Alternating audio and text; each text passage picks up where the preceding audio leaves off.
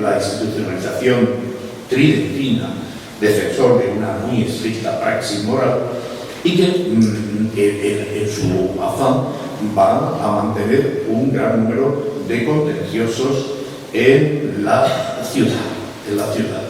Es una presencia muy activa en la ciudad. Se confronta con la universidad, con las órdenes religiosas, prohíbe el teatro e impulsa la teología concepcionista, que yo vuelvo a decir que es un mecanismo de encuadramiento social que desde la abadía va a proporcionar los principales argumentos ideológicos de la contrarreforma entre nosotros. Un complejo ritual, la idea de la iglesia primitiva, el mozarabismo, las argumentaciones concepcionistas, las piruetas arqueológicas, que las llaman así, o sea, introduciendo aquí lo que era el movimiento de arqueología cristiana que representaban Baronio y Bosio, por ejemplo, las grandes figuras de Roma, y poniendo en marcha pues, todo el debate de las reliquias del que hoy se habrá hablado ya bastante, pero yo lo voy a centrar con mi punto de vista. La abadía se funda en el monte Valparaíso para conservar y hacer junto a las reliquias de los mártires de la primera iglesia granadina allí halladas. El padre Cabanelas vincula la historia de las reliquias sacromontanas al principal de los problemas políticos del Reino de Granada, la integración de los moriscos, que luego constituyó un fracaso político. Yo decía esta mañana cuando presentábamos las jornadas, pues decía que detrás de Sacromonte hay una historia dramática. La consagración se produce al año siguiente de la expulsión de los moriscos, que había intentado detener Lobeto de Castro, hay que decirlo en su favor. Él pertenece al bando de los humanistas. Hay una disparidad de criterios, en torno a los moriscos entre el capitán general de Granada y la Chancillería, es decir, entre la nobleza y la clase militar que de ella dependía por una parte y por otra el elemento civil de los nuevos letrados que habían ido ganando el poder progresivamente durante el reinado de Felipe II. Es un problema derivado en realidad de la oposición entre personalidades formadas en un ambiente renacentista y tolerante como el del emperador Carlos V, que son los que se oponen a la expulsión, y los representantes del espíritu intransigente, rígido y austero de la contrarreforma propio de la época de Felipe II, que van a ser los que hagan la expulsión. El hecho es que esta contradicción se resolverá en favor de las clases comprometidas en el nuevo aparato de la monarquía contrarreformista.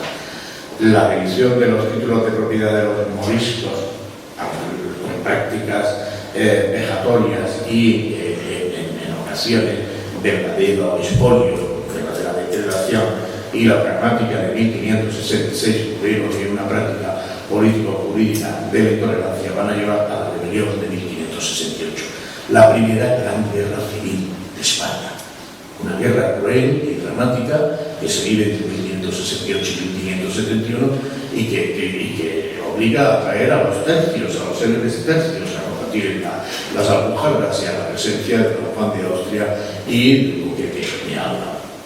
Las falsificaciones de los sacromontanas, probablemente obra de Miguel de Luna y Alonso del Castillo, serán la obra de quienes, al contemplar la sucesión definitiva de su estructura social, cultural y religiosa, sin resignarse a desaparecer totalmente, intentan al menos salvar una parte de su herencia espiritual mediante la incorporación de algunas de sus doctrinas a lo que por la nueva vida política y religiosa iba a ser patrimonio común del pueblo. A finales de la finalidad de las reliquias y textos hallados en 1588 de la demolición de la Torre Turciana, de la minar de la antigua Mezquita Mayor, y en 1525 de Sacromonte, era la de conseguir la integración política e ideológica de las colectividades moriscas en la monarquía absoluta y sacra, por la vía que desde inmediatamente después de la conquista se había intentado, la cristiana religiosa. El contenido de los libros números es un plan sincrético cristiano-islámico. Se admite la doctrina de la Inmaculada Concepción de la Virgen, la venida del apóstol Santiago de España, etc. Todo ello sobre un fondo monoteísta en sentido islámico, en el que Jesucristo naturalmente no aparece como Hijo de Dios, sino como una manifestación del Espíritu de Dios. A ello se une una perspectiva religiosa atenta a legitimar formas rituales específicas de los moriscos y una constante atribución de misiones fundamentales para esta etnia en la historia del cristianismo y en el futuro de la redención, prometiéndose una época mesiánica. Todo ello unido a la exaltación de Granada en santidad y antigüedad sobre el resto de las ciudades españolas.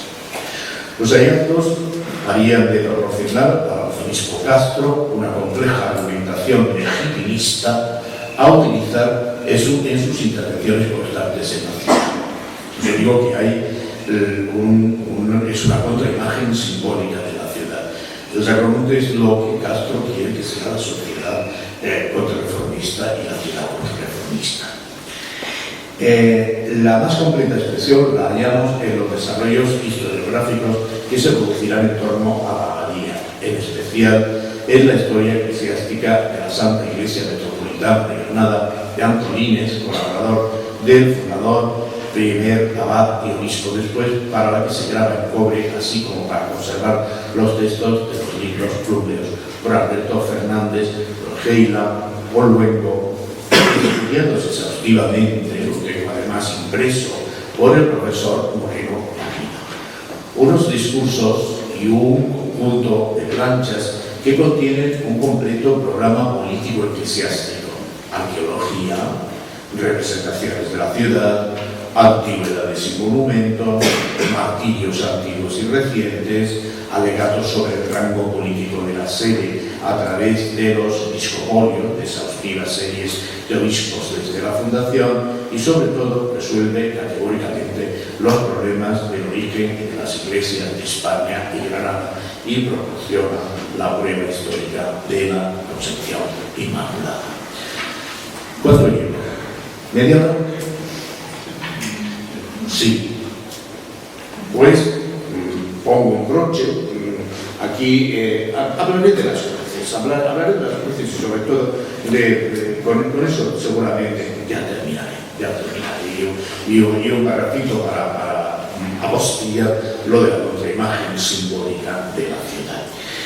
En la primera etapa de lo que se llamó en el siglo XVIII guerras granadenses, es decir, el largo proceso de calificación institucional sobre la autenticidad de los hallazgos que concluiría con su definitiva condena desde 1595 a 1600, las intervenciones de la teología y la erudición a favor o en contra serán numerosísimas, contándose como valedores de Castro influyentes personajes de la política contrarreformista como los confesores de Felipe II y el inquisidor general Fernando Niño de Guevara o la Compañía de Jesús, que presta constantemente su apoyo institucional al proyecto sacramental.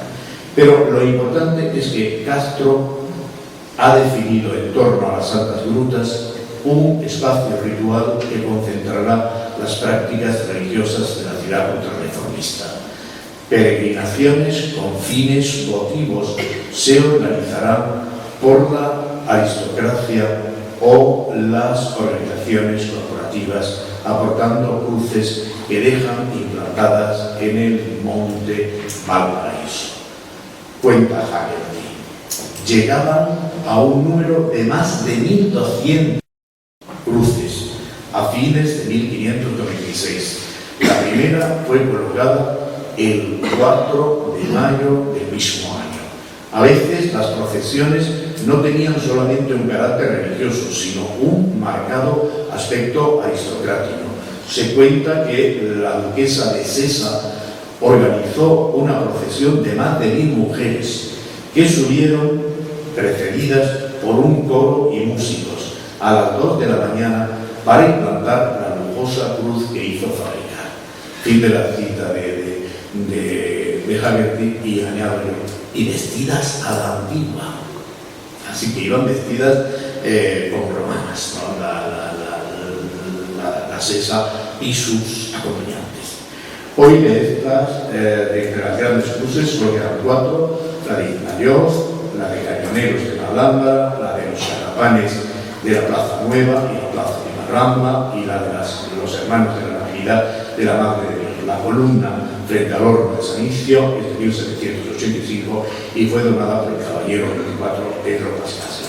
Se constituye aquí un nuevo espacio ritual que había de estar presidido por la abadía fundada en el lugar del martirio de Cecilio y los primeros mártires granadinos, a la que Castro concibe como una contraimagen sublimada, faltaba un epíteto, y trascendente de la ciudad de los mártires, junto a la ciudad terrena, influyéndola política e ideológicamente. Después hablaba de la fábrica, pero yo creo que la tesis que yo quería desarrollar está sobradamente contenida en este lapso de tiempo. Gracias por vuestra atención.